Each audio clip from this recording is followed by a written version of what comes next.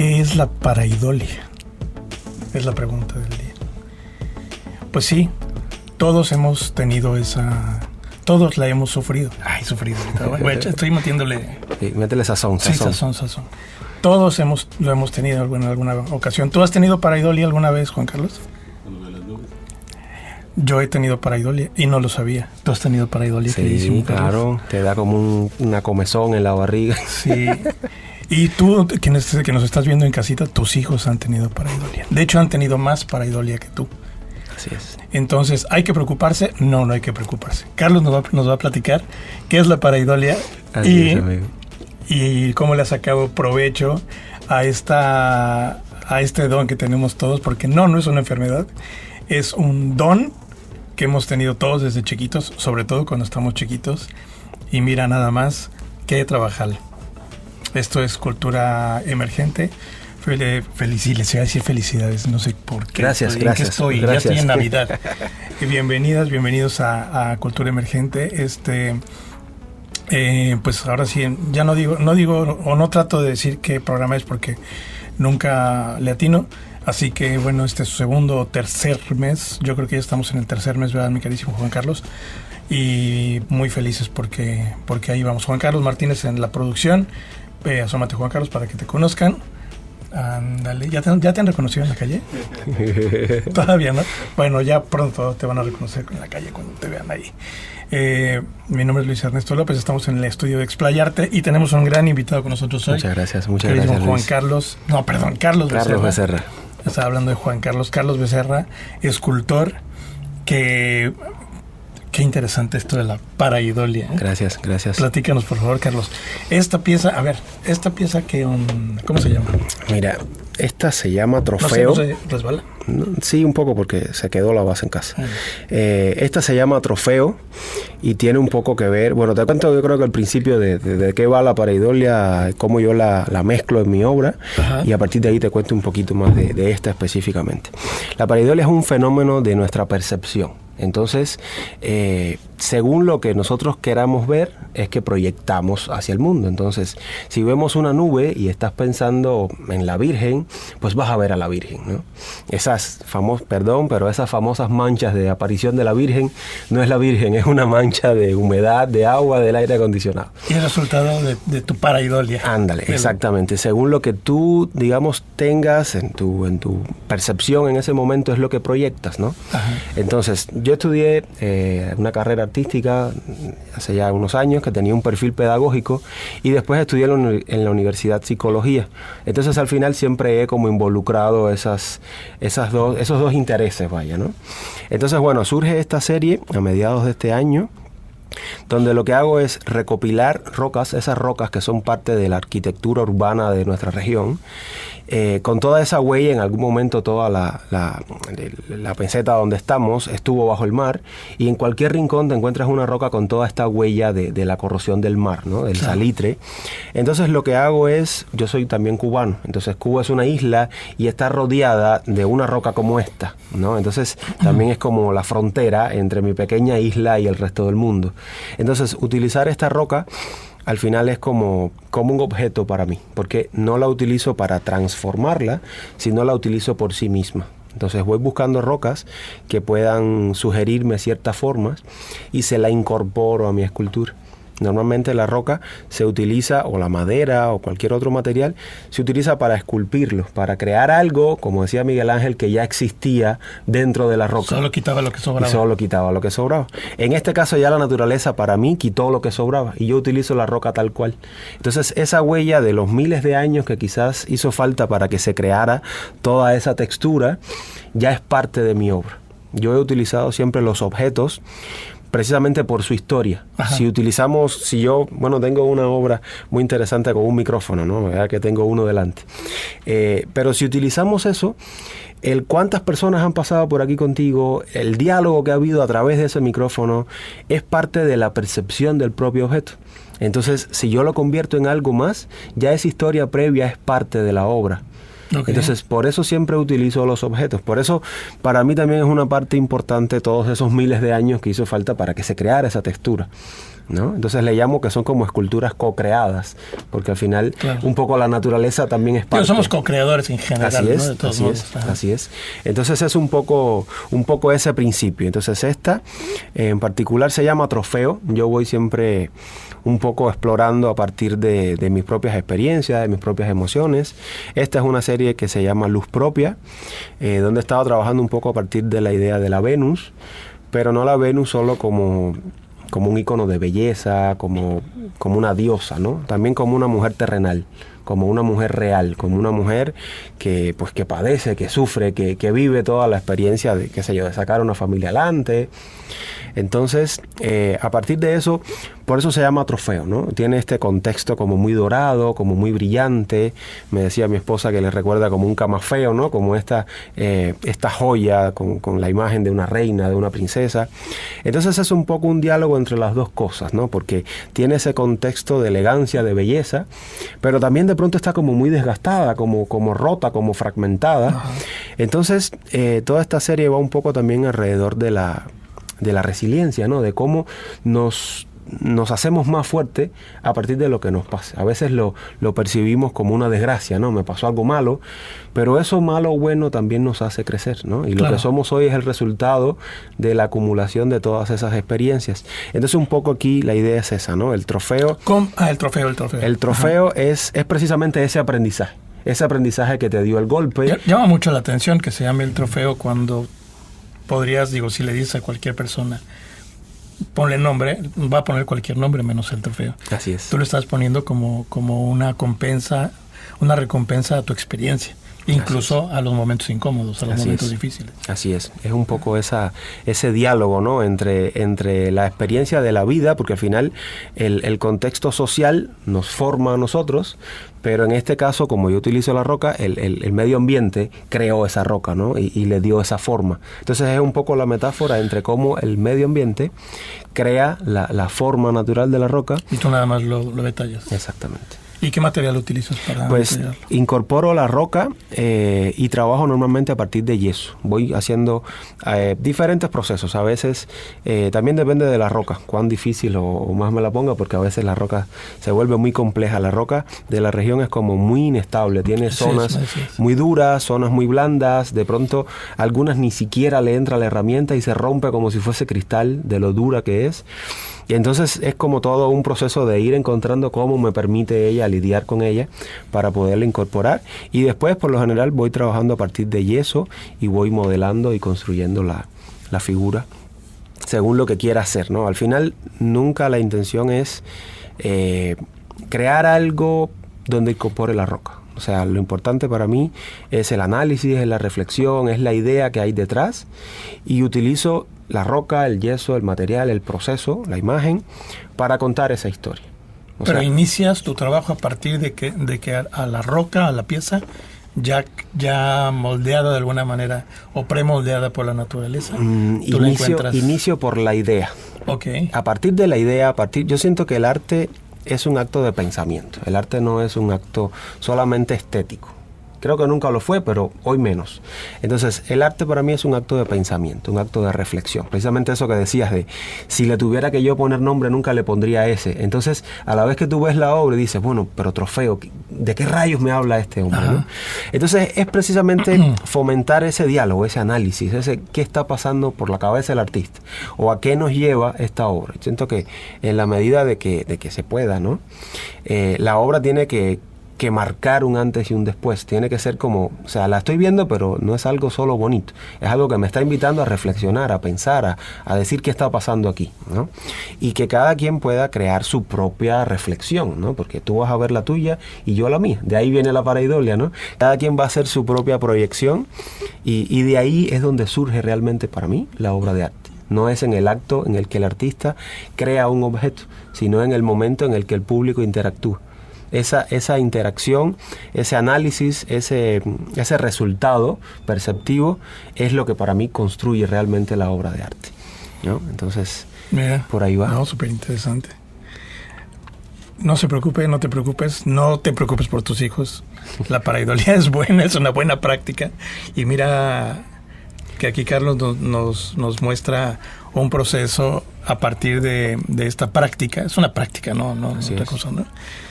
Que tiene un resultado muy profundo. La verdad es que ahora que te escuchaba, decía, la verdad es que esta capacidad que tienen los artistas plásticos de dar todo un argumento alrededor de una pieza, la verdad yo la admiro mucho. Porque, digo, de entrada, ver lo que puede salir de una pieza de material es para mí muy ajeno. O sea, no es Claro. algo que pueda lograr. O sea, yo agarro un lápiz y una pluma y una hoja de papel y te hago un monito así con palitos y punto, ¿no? Tal vez le pongo carita de más detallada, pero no es algo que se me dé.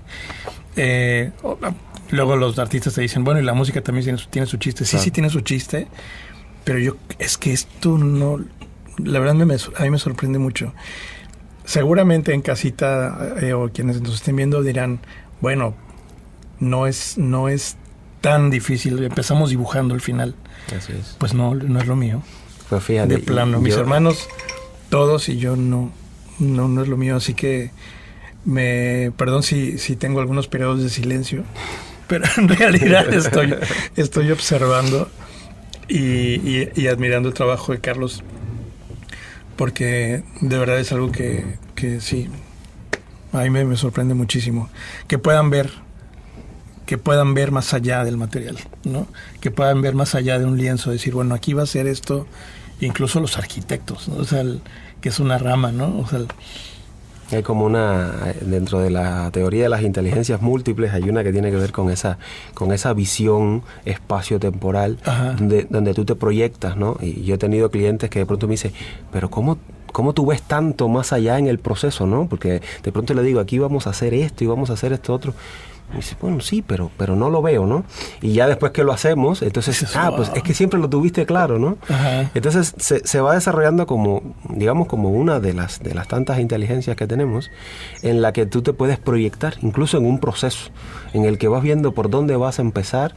De todas formas sigue siendo un proceso caótico en el que también vas experimentando y de pronto yo me permito la posibilidad de que las cosas me salgan mal, de que salgan obras que quizás no son buenas y que quizás no las presento, no las enseño, pero al final sí me enseñan a mí, porque como el inventor de la bombilla, ¿no? De pronto tenía las 999 formas de no hacer la bombilla. Entonces también es parte de ese proceso de ir descubriendo. Siento que si te niegas la posibilidad de que las cosas salgan mal, pues te estás ajustando a una fórmula ya establecida y ahí empieza a morir el arte, ¿no? Entonces es parte de esa exploración y darse la libertad de que las cosas salgan mal pues es una premisa importante, sin prejuicios y sin esperar nada, solamente disfrutar el proceso.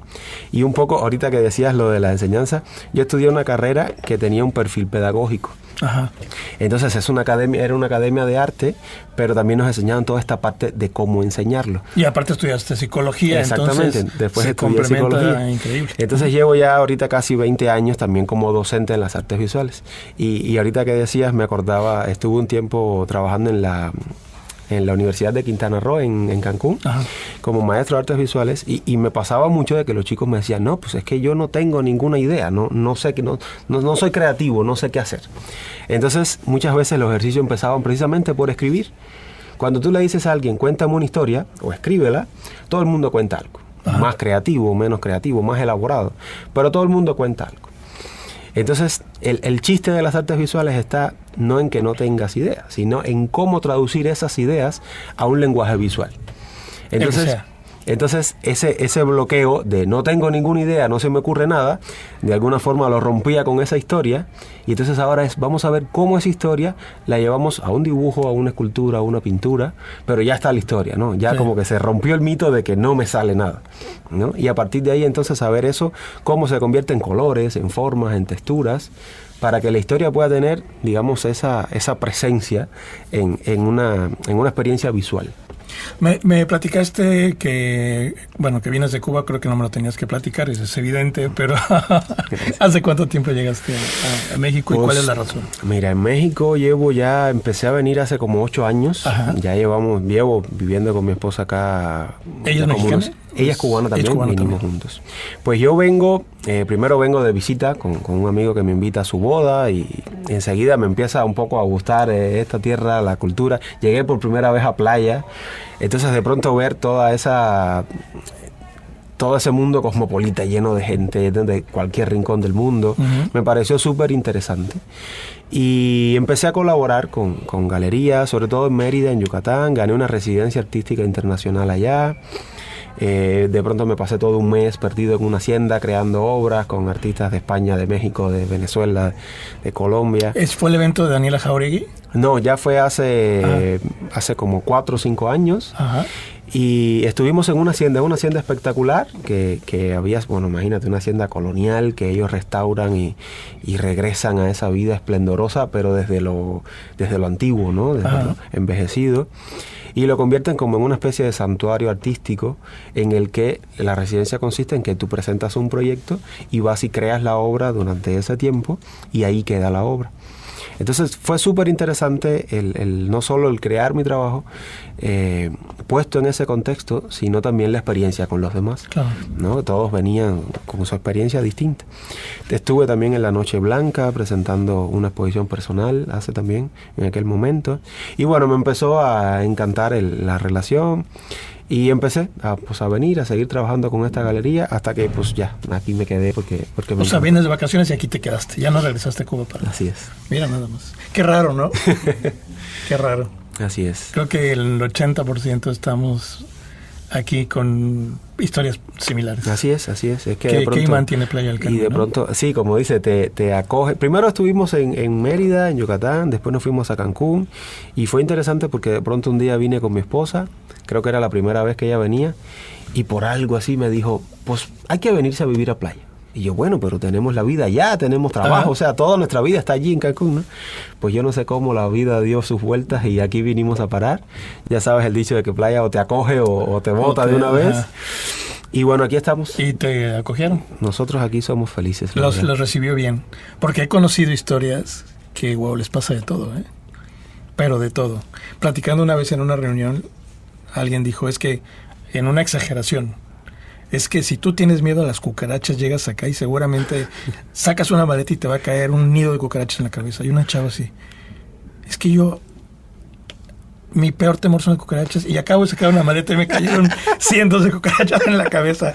Pero además me robaron y además me caí y además me corrieron del trabajo. Yo no sé si sigue aquí, yo creo que no. Yo creo que no. O sí, pero más fuerte. Así es. ¿No? Y así ya es. y ese es su trofeo. Así es. Sí te entendí entonces. Exactamente. Mira, lo estoy perdido entonces. Exactamente. Sí, ¿cuántos años tienes, Carlos? Yo pues acabo de cumplir 36 años. Mira. Hace unos pocos días. En La Habana. En La Habana. Nací en La Habana, siempre viví en La Habana. Allá trabajaba hay una asociación nacional muy importante que se llama Asociación Hermanos Ahís, que es como una asociación que aglutina a los jóvenes artistas, pudiéramos decir, que van teniendo un mayor desempeño a pesar de ser jóvenes. Perdón, nada más para entenderte bien. Me dijiste que estuviste estudiando artes plásticas, pero ¿tu carrera fue la psicología o estudiaste 2 carreras? No, esta primera carrera, digamos que era como al nivel preparatoria. Okay. Pero al final era una carrera como más extensa. Normalmente la preparatoria son 3 años, esta eran 4. Y tenía ya como este perfil de egreso, digamos, como más profesional, ¿no? Porque no eran solo las carreras normales de la preparatoria, sino tenía toda la carga horaria de la parte artística y tenía también toda la parte pedagógica. Entonces al final de ahí ya tenías como un perfil de egreso más profesional. Ya después sí la carrera en la universidad fue psicología. Pues prácticamente el tiempo que quedó una carrera, ¿no? Así es. Entonces siempre la parte de la psicología, nunca me interesó la psicología clínica como tal, siempre me fui por la psicología del arte. Entonces al final terminé haciendo mi tesis, involucrándome y conociendo y profundizando en el proceso de grandísimos artistas, escultores precisamente de Cuba. Entonces siempre me fui por esa parte del arte, ¿no? De cómo la psicología se vincula a al arte y cómo el arte se vincula a la psicología. O sea, hay dos canales, ¿no? Porque vas y te hacen un test donde tú dibujas. Entonces, al final, desde las herramientas de interpretar la línea, el color y la forma, el psicólogo saca ciertas conclusiones. Pero también la psicología funciona en el punto en el que comprende al artista, comprende la obra, comprende el diálogo que surge entre el espectador y la obra. Entonces, bueno, en esos dos sentidos yo siempre fue por donde me desarrollé en la psicología y creo que es parte de mi propia formación. Me atrevería a decir que pues debería ser como lo normal, ¿no? O sea, psicología y arte... Hay mucho. También hay que entender todo lo que estás ofreciendo. Hay mucho. Y hay lo mucho que traes, lo que tienes, lo que quieres expresar. Así o sea, te dio muchas herramientas. Eso. Así es, la verdad que Mira, sí. Muy bien. Oye, ¿traes alguna otra pieza? No, piezas solo traje, como puedes ver, o sea, por lo general son pesadas, son complejas. Sí. Después les puedo compartir imágenes de otras obras que a lo mejor también puedan ahí compartir, pero bueno, pues, ahorita les traigo esto. Bueno, ¿qué te parece si le pedimos a nuestro queridísimo Juan Carlos que ponga algunas de las imágenes que dejaste previamente? Claro. Y bueno, aquí van a ver o están viendo ya algunas de las imágenes de Carlos Becerra. ¿Tuviste una exposición o está todavía aquí? Mira, llevo como mes y medio en el que de pronto me empecé a relacionar. Yo creo que siempre desde que llegué aquí dije sí, quiero estar, pero sentí la necesidad de que el arte saliera de los pocos espacios que hay. O sea, necesitamos no solo enfocarnos en traer a las personas a los espacios de arte, sino también de llevar al arte a donde están las personas. Sí. Que la gente pueda no entender solo el arte como algo exclusivo, caro, exquisito, que no entiendo, sino como algo que todo mundo puede interactuar con el arte. Si no, no es arte, mi modesta opinión. Entonces, sentí siempre la necesidad de buscar cómo relacionar mi trabajo como artista con otros contextos. Entonces, bueno, dentro de todas las acciones y las cosas que hemos estado haciendo, me empecé a relacionar con el mundo de la moda. Entonces, a partir de, por ejemplo, de esculturas mías, diseñadores crean un conjunto, crean un vestido y entonces se crea una fusión donde se presenta entonces una interpretación desde la prenda que se puede vestir. Ahora sí todos nos vestimos, ¿no? Entonces, es un poco romper esa frontera entre el arte y la cuestión esta aparentemente elitista y llevarlo un poco más a lo social. Entonces, bueno, estuve en un evento que recién nos presentamos aquí en Playa, en Islas Mujeres, o sea, en Tulum. ¿Y aquí en Playa dónde fue? En el Aloft, en el Hotel Aloft, que está aquí en el centro, en la 34. Hemos estado en diferentes lugares y al final se crea una sinergia súper interesante. El evento se llama Fashion Elements Arts y lo que hace es eso, es mezclar la obra de un artista con la obra de un diseñador de moda. Entonces se crea un conjunto donde nos involucramos. ¿Quién propone primero, el artista? Pues fíjate, mira, yo tuve la suerte de trabajar con dos diseñadores. Ajá. Con el primero partimos de una obra que ya estaba y a partir de ahí él creó su propia interpretación. Después tuve la suerte de trabajar con otra diseñadora y a partir de ahí nos fusionamos de una forma un poco distinta. Ella me dijo, bueno, pues a partir de tu obra yo veo esto, quisiera crear esto. ¿Y cómo entras tú en ese contexto? Y entonces hay elementos en ese otro vestido donde también hay fragmentos de esculturas. Por aquí les vamos a compartir un poco imágenes para que vean. Okay. Entonces, de pronto también me puse a crear pendientes, a crear como elementos de joyería. Por ejemplo, esto en un pendiente. Exacto. Entonces es como el mismo discurso llevado al conjunto, ¿no? Entonces se vuelve algo muy interesante. Para mí un gran aprendizaje porque de pronto es como, sobre todo era como entender como otro creador de una rama bastante ajena a la mía, cómo ve su proceso, ¿no? Cómo creas un vestido, por dónde empiezas, cómo le haces. Entonces también estuve el sábado 14 en un evento que me invitaron acá en Hotel Paradiso, que se llama Romance Fashion Art. Y de pronto era un poco un concepto similar, y aquí presenté una muestra un poco más amplia. Esta obra de hecho estuvo.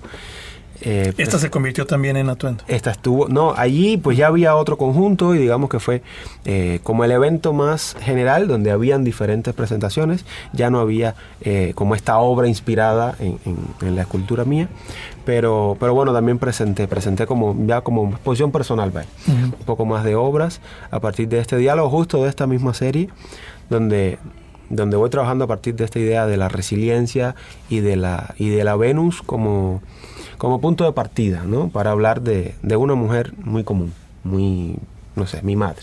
No es una reina de belleza, no es doctora en ciencias, es mi madre, ¿no? Entonces, es esta mujer, digamos, que ha pasado por mucho y que con la mejor de las suertes ha aprendido de todo ese proceso, ¿no? Entonces, un poco por ahí va la inspiración de esta serie. ¿Cómo fue tu infancia en Cuba? Pues fíjate que yo crecí en una casa de esta colonial que tenía cientos de años, donde habían, de pronto yo recuerdo que era como muy fantástico, ¿no? Porque en esta casa inmensa, pues yo era pequeñito, y de pronto para mí era como un proceso de descubrir. Habían muchos muebles antiguos, había y cosas que había. ¿Cuántos miembros de la familia son? Pues no, mi familia es pequeña, pero esta casa venía como de una herencia de muchas personas, ¿no? Entonces, abrías una gaveta y te encontrabas un montón de cosas, un montón de objetos que quizás era una nota, quizás era una cuchara, quizás eran, o sea, cosas que iban quedando, y para mí era como un proceso de descubrir, ¿no? Y también imaginarme, o sea, ¿quién comió con esto? ¿En qué punto esto lo dejaron aquí botado? ¿Por qué no lo lanzaron a la basura? ¿De niño pensabas eso? Sí. Bueno. Para mí era un proceso. Te estoy hablando de una casa inmensa donde había, como a mí, como niño, muchos espacios donde explorar, ¿no? Entonces yo siento que el interés de trabajar con objetos viene un poco de ahí. De esa magia de crear y de creer qué pasa a través de un objeto, ¿no? O sea, qué historia tiene eso, qué sucedió con eso. Entonces, para mí fue muy mágico. Siempre tuve yo muy claro que esto era lo que yo iba a hacer. Yo recuerdo que tenía, pues me inventaba yo mi buró y me inventaba hasta juguetes. O sea, yo siempre tuve la necesidad de crear y siempre tuve la necesidad de crear también con volúmenes, con formas. También he pintado y he dibujado durante siempre. Pero la esencia siempre ha sido trabajar con volumen, con forma, con objetos y de irlos incorporando a la propia obra por su historia. ¿Cómo nos marca la niñez y nuestro entorno?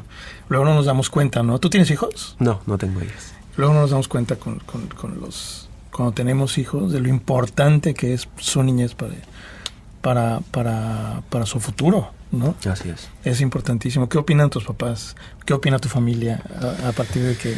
Porque bueno, no sé, supongo que allá no, porque por lo que vemos desde acá se fomenta mucho el arte. Así acá el fomento al arte es un poco nuevo. Me atrevería a decir es un poco nuevo. O sea, siempre ha habido, por supuesto, instituciones, siempre ha habido inquietud, pero el fomento desde la familia antes tenía el factor miedo. Todavía algunas familias lo tienen aquí, ya no tantas, pero cuando éramos niños, digo, yo soy más grande que tú, pero creo que a ti, si vivieras aquí, si hubieras pasado tu niñez en México, probablemente te hubieras encontrado todavía con ese miedo que a veces tienen las familias de que sus hijos se convirtieran en artistas, ¿no? Sí, ese estigma social que también dice, bueno, sí, está bien que pintes, pero ¿y si te buscas una carrera de verdad, ¿no? Y si estudias algo que sí te dé dinero, ¿no? Que no sé. Esos estigmas, mira, de alguna forma siguen. Es cierto que allá hay un fomento de la cultura mucho más troncal en toda la sociedad, ¿no? Hay muchas instituciones, hay muchos espacios, se fomenta mucho el crecimiento artístico, pero también está la otra parte donde se carece y se adolece de un mercado del arte y de una estructura que realmente te permita vivir del arte. Claro. Una cosa es que te formen como artista. Básicamente la formación artística es muy técnica, ¿no? Entonces te enseño a pintar, te enseño a esculpir, te pongo los mayores referentes, te pongo la base, pero ya que lo sabes, ya que lo puedes hacer, aunque sea un proceso siempre de aprendizaje, pues ¿y ahora qué? ¿Ahora cómo me las arreglo? Sí, pero cuando me he enfrentado a gente que tiene una preparación académica larga, generalmente no se le atoran las cosas. Generalmente salen o encuentran otros caminos. Encontrar, por ejemplo, este camino que en el que estás en este momento, que tiene que ver con la industria del vestido también. Claro, es que inevitablemente la formación, como lo dice la palabra, no te forma y te da herramientas. Y te abre el panorama.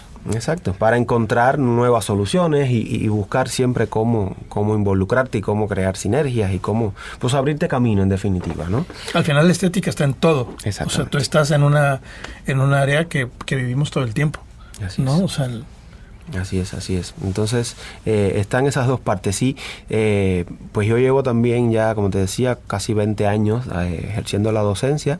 He creado con mi esposa un proyecto donde ese proceso estresante, para mí fue estresante el aprender. O sea, era lo que quería, no tenía dudas de ello, pero era estresante. Imagínate que tenía profesores excelentes y de pronto llegabas, mire, profe, el dibujo de hoy, no, el ejercicio de hoy me salió, me quedó bien. Y, bueno, ok. Bueno, profe, pero me salió, ¿no? Sí, ok.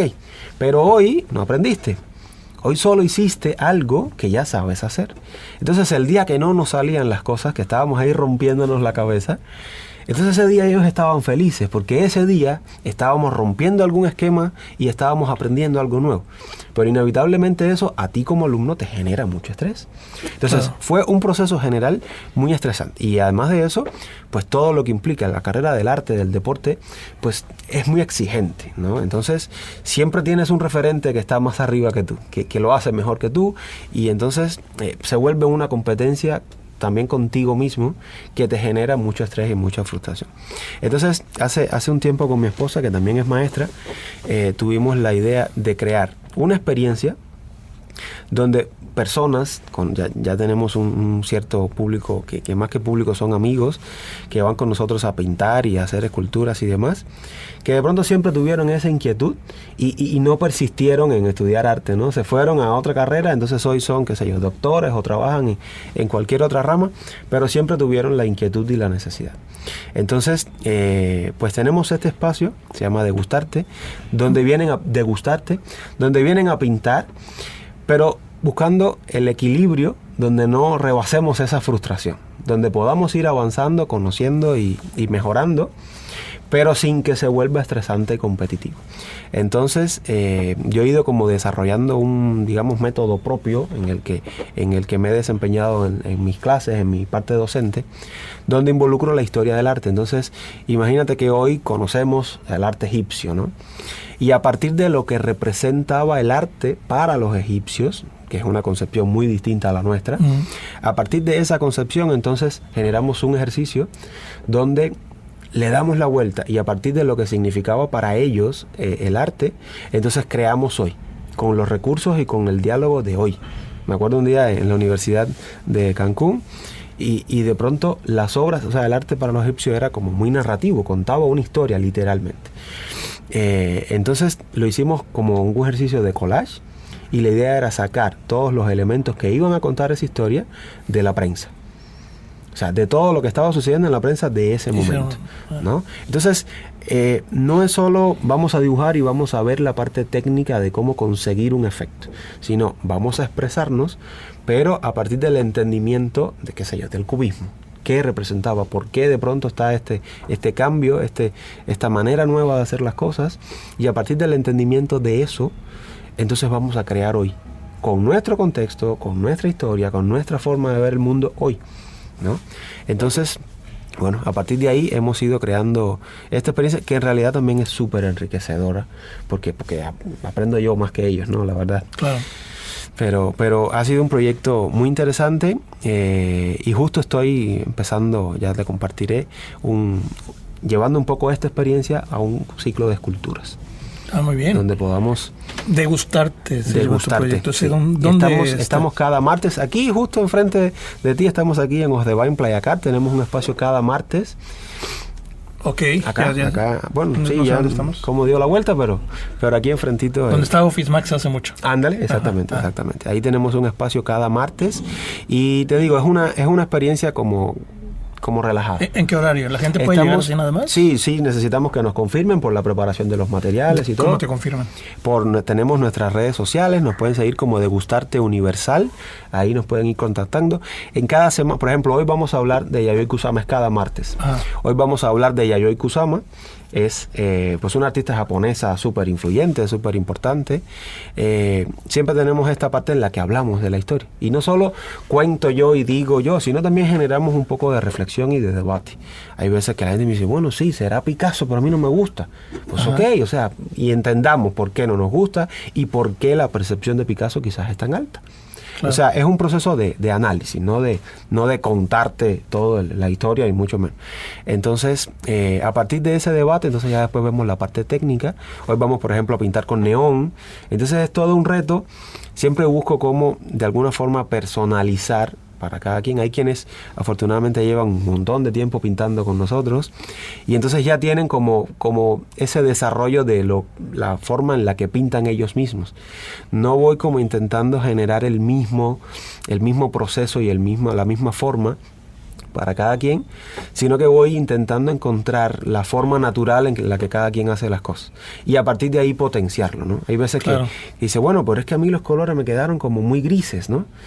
Ok, pero si es que quizás tienes esa tendencia, pues a lo mejor en vez de pelearte con el hecho de que no te queden grises, lo que tienes es que fomentar que sean más grises aún, porque es tu manera de pintar. Y que te guste. Exactamente. Entonces vamos como intentando encontrar esa forma en la que cada quien, a partir de interpretar una obra universal, puede también encontrar su diálogo interior, ¿no? su propia forma. Y a partir de la consecución de un ejercicio y otro, pueda ir encontrando los puntos en común. Y la verdad es algo muy interesante. Hicimos una exposición del primer aniversario, porque ya llevamos como año y medio, y celebramos el primer aniversario en el Teatro de la Ciudad. Hicimos una exposición. Imagínate, pensábamos exponer, 40, 50 obras. Terminamos con más de 160 pinturas del resultado. Es lo que hace unos días... Ajá, fue hace, sí, que fue el resultado del taller, o sea, de esas personas que van con nosotros a pintar, que muchos todavía ni se reconocen como artistas. Entonces también fue como ese espacio para que presentaran su obra, ya que viven la experiencia de crearla, pues ahora también la experiencia esa de compartirla. Entonces te digo, tuvimos más de 160 pinturas. Wow. También yo llevé algunas de mis esculturas y fue muy bonito, la verdad, fue muy bonito porque fue la primera exposición de muchas personas que no se imaginaban, ¿no? De pronto es como, pues voy ahí a desconectarme, a tomarme un vinito y a pintar un rato, pero de pronto ya estoy en una exposición, de pronto nos pasó algo interesante porque también hacemos esta experiencia con niños. Ajá. Y de pronto una de las niñas que va con nosotros a pintar decía, pero mira fulana es como si fuera una estrella de cine, ¿no? Y obviamente la persona, Gazape, que le mando un abrazote, pues ella no se ve para nada así. O sea, ella va y pinta y tiene sus propias inseguridades, sus propios medios, pero como la niña la percibe como alguien que sabe más que ella, pues de pronto dentro de esa escala de percepción, para la niña era la gran estrella, ¿no? Y se vuelve su inspiración. Exacto, su punto ídolo, de inspiración. Exactamente. Y tal vez su punto de cambio en la vida, ¿no? Entonces se vuelve como un diálogo muy interesante. La curaduría de pronto la hice medio todo regado para que tuvieran que buscarse por dónde estaban, interactuar con los demás. Ajá. Fue una experiencia muy bonita, la verdad, muy bonito, muy bonito. ¿La piensan repetir pronto algo para que lo anunciemos? Pues mira, voy a comenzar, yo pienso que principios, mediados del próximo mes, voy a comenzar un ciclo de escultura. Quiero un poco esta misma experiencia de conocer un artista, conocer una obra, llevarla a crear tu propio ejercicio individual. Ajá.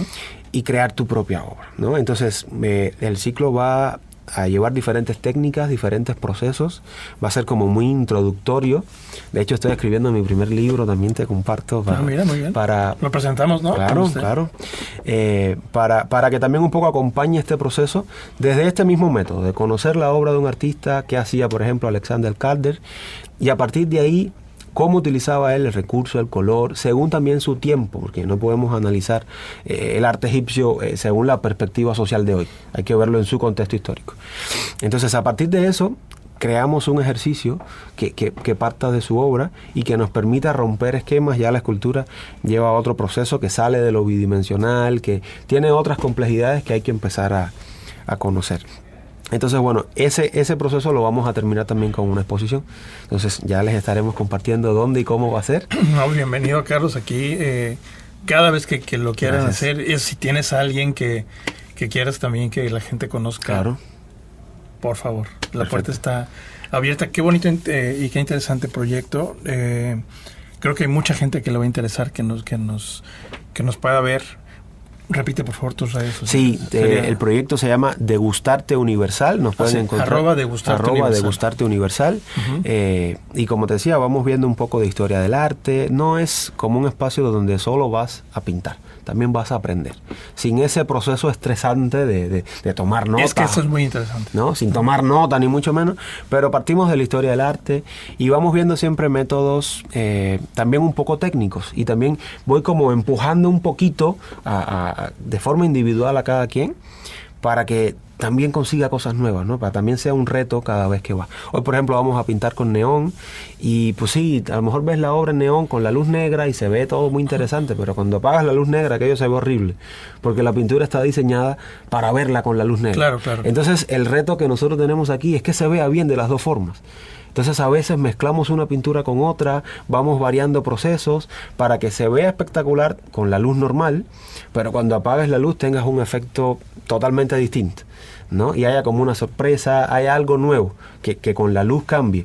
Entonces siempre nos vamos como poniendo ese reto, ¿no? Yo muchas veces comparto obras mías y voy también participando del proceso, pero bueno, con mucho gusto, quienes nos quieran acompañar, cada semana tenemos un tema distinto, partimos de una obra distinta y creamos un proceso, ¿no? Sea con pintura acrílica. Este espacio regular es sobre todo de pintura, pero bueno, ya les estaremos también avisando de este nuevo curso que vamos a hacer de escultura para quienes se quieran sumar.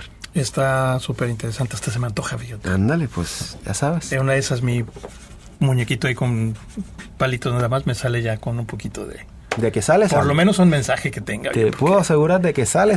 hemos tenido personas que de pronto no, dicen, no, pues yo vine a tomarme el vino y te puedo asegurar que salen con una pintura. Bueno. Salen con una pintura. Entre una cosa y otra, pues, también tengo como esa, pues ya un poquito de tiempo viendo y entendiendo un poco también la parte física, ya solo de ver si alguien suelta el pincel, ya yo entiendo qué está pasando. Y entonces los vamos acompañando. O sea, si en algún punto yo meto la mano y te digo, mira, se hace así para que tú sigas, ok. Pero el punto es acompañarle. Y muchas veces nos presionamos demasiado porque de pronto no pintas desde el último ejercicio que hiciste en la primaria o en la prepa y quieres llegar un día a pintar con una copa de vino saliendo del trabajo, un martes en la tarde-noche, y quieres que salga un Van Gogh. O sea, espera. O sea, entiende que hay una curva de aprendizaje necesaria. Date cuenta de qué lograste, qué hay de distinto aquí, de si tú lo hubieras hecho solo en tu casa, claro. Y a partir de ahí vamos avanzando, ¿no? Y una copa de vino no es suficiente. Obviamente, ¿no? Tomamos dos y hasta un poquillo más.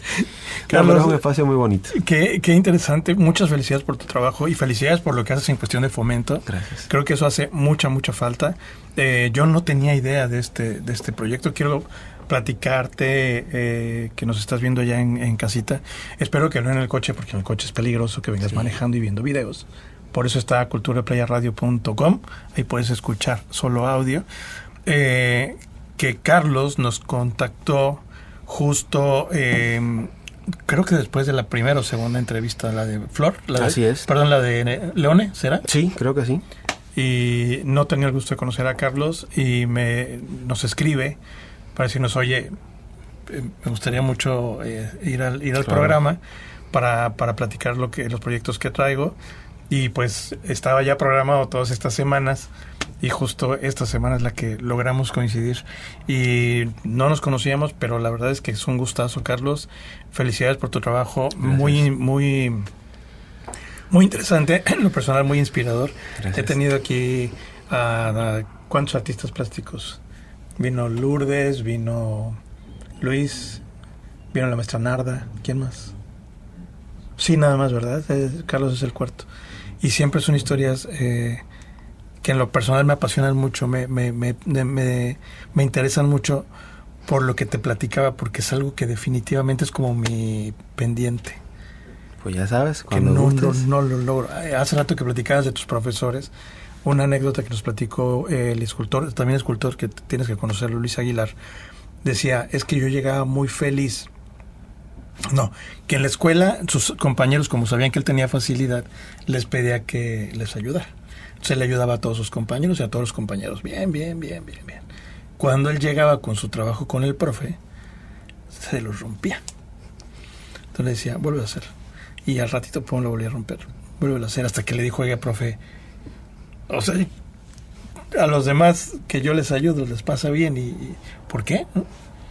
Dice, bueno, lo que pasa es que ellos no se van a dedicar a esto. O sea, la importancia de la visión de un académico, de un profesor, que lo que decías hace ratito, los observas y después de eso ya les llevas hacia donde crees que puedan potenciar lo que traen. Así es. Y no nada más dar clase por dar clases, toda una misión, ¿no? Así es, y de pronto es súper reconfortante también hacemos, te decía, esta experiencia con niños y de pronto ver, nos damos cuenta, hay niños que de pronto lo hacen porque quieren, ¿no? Porque está divertido, pero hay quienes de verdad les apasiona. O sea, tenemos una niña que de pronto casi ni habla. O sea, sí habla, sí se comunica perfectamente, pero sí, o sea, su mundo es visual. Las otras niñas de pronto estamos en un break que hacemos para, qué sé yo, merendar o algo así, y ella, profe, ¿qué más hago? ¿Qué más hago? Dame plastilina, dame arcilla, ¿qué más dibujo? Porque ella se comunica a través de esa forma, ¿no? Entonces se vuelve el súper importante, o no sé, un orgullo, el poder ser parte de esa formación. Uh-huh. Porque quizás de ahí sale la gran artista dentro de 20, 30 años, ¿no? Sí, claro. Entonces se vuelve súper importante el ser parte el acompañar a alguien en su crecimiento, su formación, ¿no? Claro. Entonces, imagínate, hacerlo con adultos, pues también se vuelve súper lindo porque te encuentras gente que dice, pues es que toda la vida quise hacer esto. Pues es que lo que estás diciendo es que cuando trabajas con adultos realmente trabajas con sus niños.